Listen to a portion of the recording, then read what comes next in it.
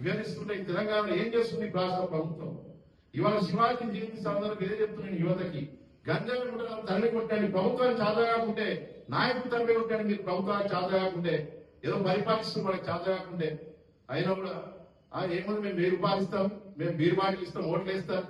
ఆ రోజులు అయిపోయినాయి. అన్ని పార్టీలు కూడా మేము హెచ్చరిస్తున్నాం.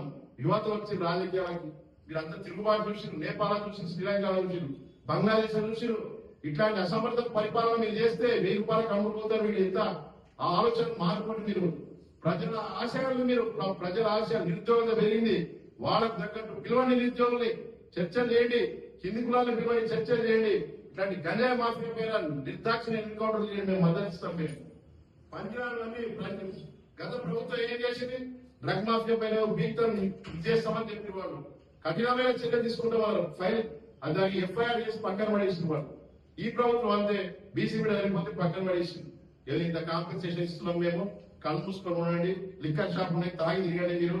ఇట్లాంటి చురుకల భావం ప్రభుత్వం మానుకుంటే గల్లీ గల్లీల రాష్ట్రంలో బీసీ శివాజీ జెండా ఎగేస్తాం.